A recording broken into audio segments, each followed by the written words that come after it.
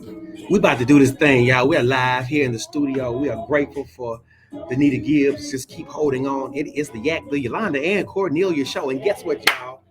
Sometimes in life, you are trusting people to hold you up. Yes, yes. But the only thing they're doing is holding you up. Holding you up. That's We're looking it. at behavior sometimes because Yes. behavior is the indicator. Ultimate indicator of integrity. It's the ultimate indicator. Yes. Look at who's what. Look Hey. who. It's her show. It's her show. It's show. I just get to hang out every now and then. It's a blessing to be able to hang out with the pastor. What's going on, y'all? You're going to make it. It is the Yak, the Yolanda and Cornelia show. I am one of your hosts, Don Marie. We are trying to angle this on the social media platforms. Welcome to her show. If you want to, I can come over there. Let me just come over there. Okay. I'm going to change sides, y'all. So it's about to be her and us talking. I'm grateful for today. Yes. I'm grateful that you've come on. For those who are listening on Spreaker, Spotify, iHeartRadio, Google Podcasts, Podcast Addict, Amazon Audible, Deezer, all of Your Way Saving. I probably miss Apple. I probably miss some. Yes. But hey, we are live. We say welcome to the Yak, the Yolanda Cornelia show, and the Leaders Lounge. Yes, so let me go on that side. Come on over, Pastor. Doctor. Listen. So we on the same side now. Let's do it. Perfect. Boom. Okay. See, there we go. So yes. I don't. Much better. You gonna put your headphones on? I don't need headphones. Do I need headphones? Make sure you got. Yeah, you make sure you're there. Listen, y'all. I am here. I'm excited. We're excited. You're excited. Listen, I'm loving it. You're loving it. I'm coming inside. She's coming on the inside. Okay, you got to grab my book. Yes, sir. This show is brought to you by Walker's Cafe and Grill, 109 Ewan Drive from 12 to 5. This show is brought to you by the Ephesian Primitive Baptist Church, 1506 22nd Avenue North, Nashville, Tennessee, 37208. This show is brought to you by Forever Zion. That's www.foreverzion.com. Paparazzi Jewelry. For your boo, your bae, your significant, your subordinate, your cousin, and them, your friend, your enemy, your frenemy. Your frenemy. Frenemies need jewelry too. Go to www.foreverzion.com, and this show is brought to you by Trifold Outreach Ministries. That's 49 Dry Creek Road, Clearsville, Tennessee. That meets on the second and fourth Sunday. I know Don Marie is like, Pastor, you have not taken a break, and you've given us 4 advertisements or advertisements. And how do you do it? It's called vocal memory. Yes. Because behavior is the what? It's the ultimate indicator of integrity. It's the open end. So this is my behavior. Yes, it is. But then last but not least, this show is brought to you by the World Class Training Institute. Ooh. I said World Class Training Institute. The two, y'all. And with the World Class Training Institute, I know I'm excited, y'all. I got my preaching voice on. Mm-hmm. But speak easy. I need to learn how to become a better speaker. Is there any way possible that I could get some type of training to equip me to become a better presenter? Because I've learned from those, if you want to increase your network or work, increase your communication skills. It's a mandatory. Okay. And leaders have to be able to communicate effectively. And in a public speaking setting, you want to be able to unlock your voice and have the confidence that is necessary to deliver your message so that it resonates with the audience in the way that you want for it to. So yes, we have the Speak Easy Summit that is coming up. I'm so glad that you asked, Pastor, on September the 19th and 20th here in Nashville, Tennessee at the Collective 615. That's 3820 Charlotte Avenue. 3820 Charlotte Avenue, a beautiful location inside the L&L Market.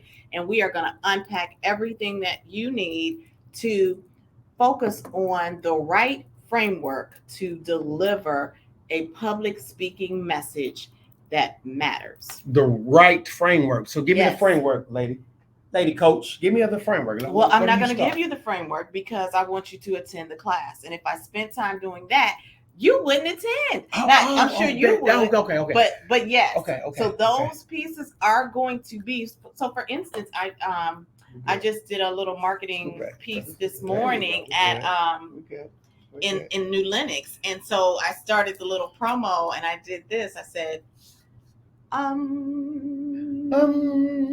they did that as well. And I said, are fantastic when we're singing, but they are not good when we are publicly speaking. And so many of us that's a warm don't up. recognize. That's right. That's a turn off.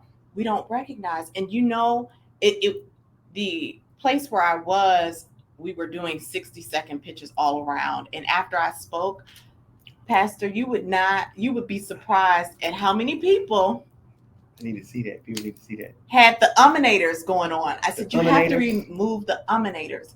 But we don't even realize That it. piece. So that's just one of the things that we're going Remove to talk the about. uminators. How to remove the uminators. Remove the uminators. How do you Y'all know that's what I'm gonna talk about. Remove the remove the uminators? Exactly. uminators. Yes. And there's some uminators in my life, There's the uminators. in all of our lives. In And when all it comes of to our leadership, Yes. when the uminators show up in leadership, When the uminators show up in communication, oh, it can destroy a whole message. And yes, as leaders, when you're umming through the message, or I'm gonna do the leading. well, I should never that's a whole. do the. Hey, what's That's a whole other thing. Yes, because ums are what? Fillers.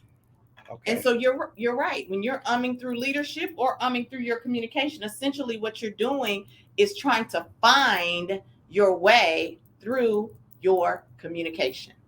If you're umming as a leader, slow down. Finding your way yes, through communication. yes. Slow down. Finding my way when I'm umming. When you're umming, I'm finding my way through community. So I'm not ahead of it. I'm no longer the leader. Even when I'm the speaker. this is very true. Let me tell you this. I'm no longer the leader when I'm the speaker, when I'm Yes. full of the uminator. That's correct. So in leadership, Yep. this is how it becomes a leadership principle. Yes. I wish we was in a church, because I would tell you to turn to your neighbor and high five your neighbor. Tell your neighbor, God deliver me from my uminator. That is true. God said, Deliver. hold on, Deliverance lady. from. Hold on, this is good. Yes. Listen, this is good. Yes. As a leader, Yes. when I'm in my uminator leader syndrome, Mm-hmm. I'm no longer, I'm feeling my way through it. That's right. Exactly. And I have to be very, Excuse me. okay, I have to be very, very careful of what I feel and how I interpret that feeling in anything. Because like Moses, he felt something in the uminator moment and really defied the order of God because of his own personal feelings and how he interpreted that feeling. Yes. So if I learn how to explore my feelings Right. in it and safeguard those feelings, Right. so that uminator can be dismantled, I'm almost positive my leadership can increase like 40 to 60%. Absolutely, because now what you're tapping into is emotional intelligence. Ooh, that's our favorite. And your emotional quotient, right? Because I'm actually studying. I have a class I have to teach on that next week for a school system.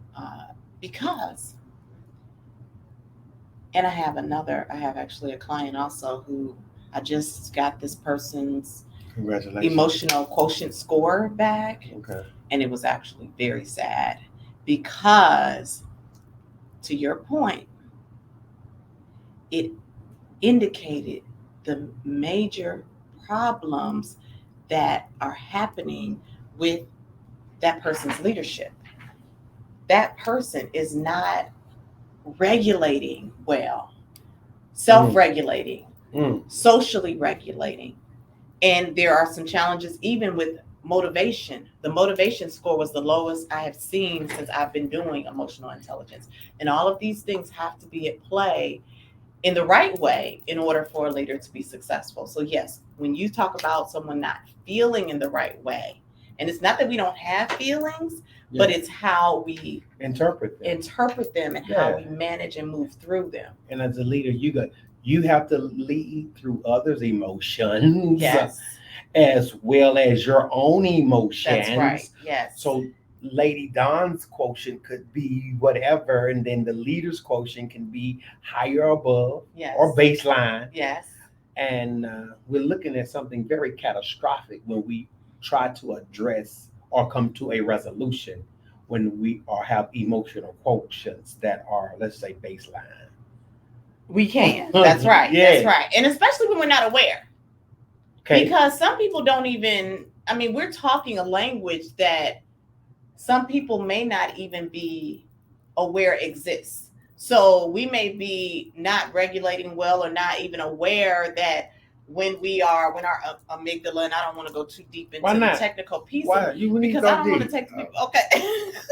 Well, when our amygdala is triggered, if we don't have a high enough self-awareness, we're not even recognizing that we're snapping on someone because it could be something as simple as we're tired. We have to be aware of our energy window. And if our energy window is exceeded, we may be not patient with people who are in our stead simply because we're tired. So that's one element of your emotional intelligence, self-awareness. Okay. And we're close because we don't want to give it away. I'm sorry? We're going to close and shift gears. We're going to shift gears. Yes, we're going to shift gears because we don't want to go too deep on that today. What's our quote? What's our hook? Behavior over is everything. The what? No. Oh, behavior is the primary indicator. You say it because of integrity. This is the last time I'm going to say it because I don't know why. You can't do that. Leadership. How's the leader going to say this? I have to transition. So because I have to make sure you're learning. Listen. Excuse me, I don't want to. You're fine. But you're fine. Behavior is the highest indicator of integrity. Yes. Behavior is the highest indicator of integrity. Behavior is the highest indicator of integrity. Yes. Okay. You got it. So today, that's what we want to talk about. That's what we want to talk about. What behaviors are we looking for to make sure that we have these integral functions or functionality to make us just subpar leaders? Well, so I'm going to tap into one that's in Unpacking Agape, which is a carrier of ethics. Which is what? What is Unpacking Agape? Unpacking Agape is my book. Is what? Unpacking Agape is my book, The 7 Languages of Intentional Leadership. Yes. And language is a behavior best communicated by behavior. We can speak in words, right? English, French, Swedish, etc. But the best way for me to really know that you're integral is to see you at work. Examine your behavior. To examine your behavior. I read this. I'm going to say something even today because as I was walking here, you and I didn't communicate right before I came, but I remember. Is that a bad thing? When we first started, no, because you know what?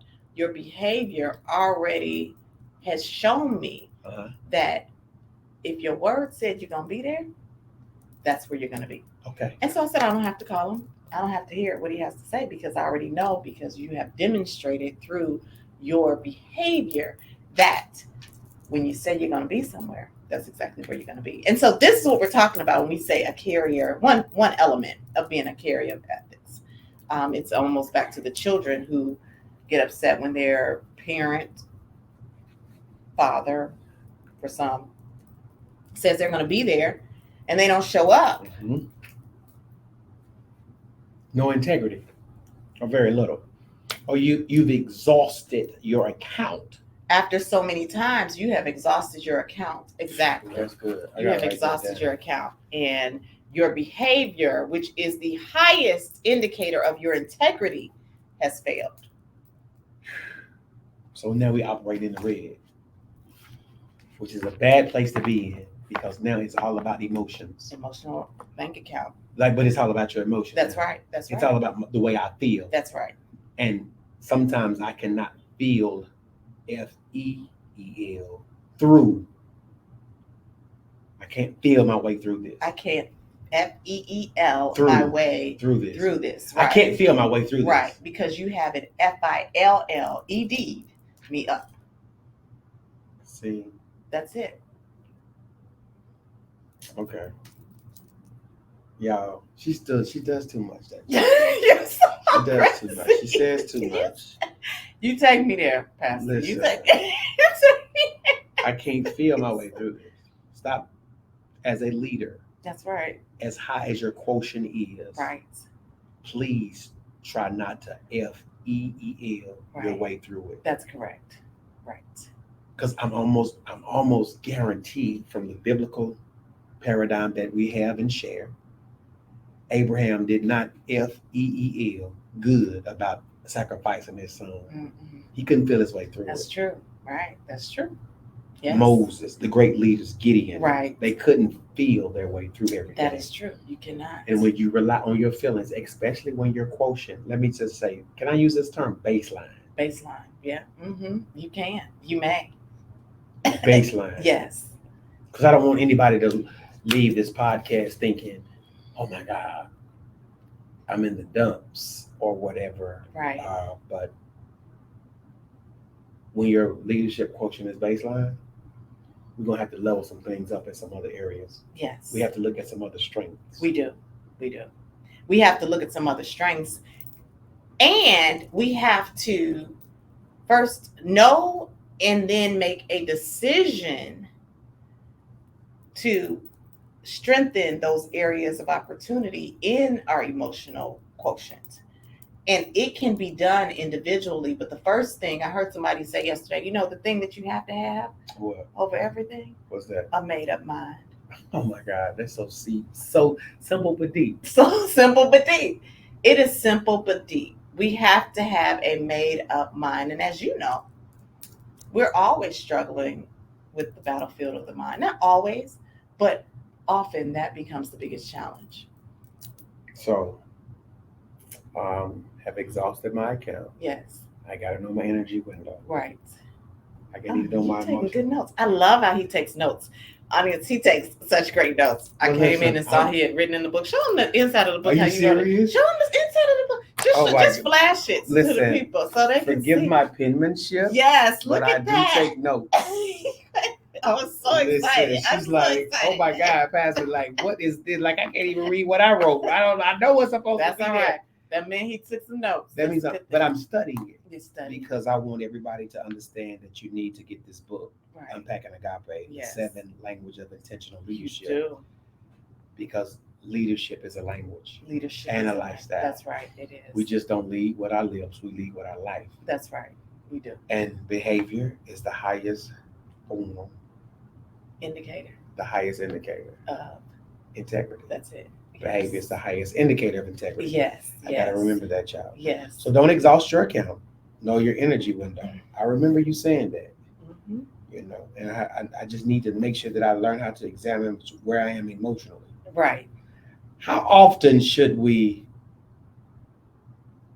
assess our emotional quotient? It's a regular check. And so I'll just take myself as an example. I have really started to tap more into when my amygdala is being triggered. And so there's a feeling inside of me, especially when somebody has done something that I may not have liked. And instead of me going into that emotional place, when I feel my amygdala rising, I'll do a self-check.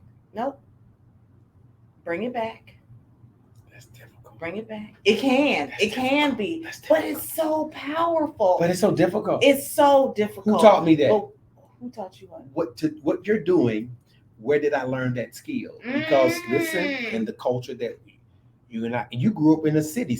And we were taught, knock this off my shoulder, this on. When we were kids, even as kids, we would test confrontations, amygdalas all over the place, even though we weren't really hurting each other back then. But at 6 and 7, you became physical in your confrontation. You didn't have the skill set. Then at 16, you're doing some other things. Now in our 30s, I'll say we're in our 30s. We're in our 30s. In our 30s. In our 30s plus. Our 30s plus. Yes. Seasoned. So I'm telling you, I have never learned or I've never developed what you're talking about in the last 30 years to make sure I know how to respond to the trigger appropriately. Does that make any sense? Yes, it does. So now I become very narcissistic. Oh my goodness. Oh my goodness. You see, here it comes. Yes, Here comes yes, the revelation. yes. I know when she Well, first let me say this. Can you believe I've never been in a fight kind of sort of. in my whole life? But you've seen several. I've seen a few. I run from them. I can see never that. want to be in. You never I did. say, I'm not. But you've seen some. Nobody mess them up. Right. Messing up the glory. I'm not. We gonna just Leave that there. We're not, this was made in heaven. And we don't want human hands messing up what the glory has given, huh? But I'm just saying. But I understand completely what you're saying. The illustration is correct. And even though I may not have gotten into a fight, I may have had some other challenges, because the other way it shows up is avoidance. So instead of us being able to handle conflict in a healthy way through conversation, we may run in the opposite direction, never addressing it. And that's not good either, because if nothing is solved, nothing gets solved. And so it can create escalations in our lives unnecessarily, or erosion of goals, which is another challenge from not handling times when people trigger our amygdala. And so we let it go, and we maybe don't say anything, or we let it slide for a few moments, and then or weeks or whatever, and the person does it again. You in something. Exactly. The escalation or the erosion of goals. That's correct. So anytime I do not check my emotional quotient, Mm-hmm. there's a possibility that thing could escalate, and the goal that I'm shooting for can erode. That's correct. Yeah, that's very true. That's true. And I'm even going to say one other thing that particularly. Did y'all hear that? I'm I'm going to go into I the write mail, and we run out of time already. But I'm going to say one other thing, because we have to also understand when we're thinking about our emotional intelligence and our behaviors, that our amygdala is triggered in distress and eustress, which means things that are happy and exciting. And sometimes because people have been disappointed, they don't know how to handle eustress. So when you should, you know how when you're little, or I know when my son was little, I'd go pick him up at the daycare. He would come and run and hug me because he was so excited. But when people get met with people who don't receive them well when they are happy, then they don't even know how to handle happiness or joy. So that's a challenge as well. Let me chew on that. I've been so distressed. Yes. That it's very difficult for me to handle happiness and joy. Eustress. That's right. Now, y'all, if that's not a mic drop, and we'll see y'all in the next lifetime. That due to the distress in my life, yes, I don't even know how to handle happiness. That's correct. And joy. That's right. Did y'all hear that, radio audience? I do not know how to handle. And that shows up in love relationships sometimes, because people try to make the other person happy, and they may be doing certain things that might be bringing the other individual joy, but the person doesn't even know how to express and say, thank you, I appreciate them. And part of it is because they don't want to be hurt by showing that they enjoy that moment. So we're not even fully living because we're afraid to lean into eustress. Eustress is what exactly? It's moments of excitement in a positive way, just like distress are moments of negative. Exactly. That's right. Okay. Now, yeah, we weren't planning to talk about. We were not, but we went here, and this is good conversation. It's good because conversation. It's helpful. Yes. Right. Now, we only have 3 minutes. Of course we did. No, and we just got here. But so tell us about sir. Speak Easy. We need to talk again. About yes, and Speak where I need y'all to show up on these days. And I want to.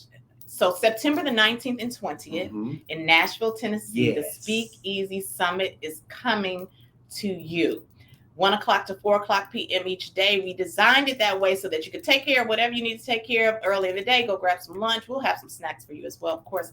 But then come on and learn how to, as we say, unlock your voice, build your confidence, and speak easy. We're going to go through the framework that is necessary for creating public speaking assignments. We are going to talk about the umators and some of the other fillers that take away from us delivering a message in a clear way. We're even going to delve into PowerPoint, because sometimes when we're not comfortable, or perhaps we just don't know how to create them, we use PowerPoint and it becomes more of a it stands more in the way rather than serves as a complement to your public speaking assignment. And so we don't want that to happen as well. It's almost as Pastor was saying at the beginning of this, instead of the PowerPoint holding you up, it holds you up. Woo! And you're not delivering a clear message. Yes. So yes, the Lord delivered it, and you delivered it. So yeah, He just told me, stop trusting people that you think are able to hold you up. That's right. When they really actually holding you up. Oh my goodness. And then my amygdala. Yes. The erosion of goals, the escalation. Yes. My emotional quotient. Yes. I'm exhausting my account. Yes. My energy windows. Yes. All of these things. That's right. It is distress. It's distress. Not eustress. Not eustress. That's so right. Now I trusted you. Yes. To hold me up. Yes. But you held me up. You have. Yeah. Somebody. Oh my goodness. Yeah. We're gonna run around here. Listen, that's y'all. Good stuff. So I need y'all. Yes. You lovely individuals. And you talked about them uminators. It's funny. Even you had to think about what was going to be said next. Yes. Because, and this is both of us, we hadn't developed exactly what we were going to say. We just stepped into the moment. That's right. Exactly. So people of God, listen to me. People that might not be of God. Some of this is not scripted. This show was not scripted from the beginning. But because she and I have walked together long enough. Yes. And done this. Right. It's not that we don't need a script. Right. But we know how to discern. Yes.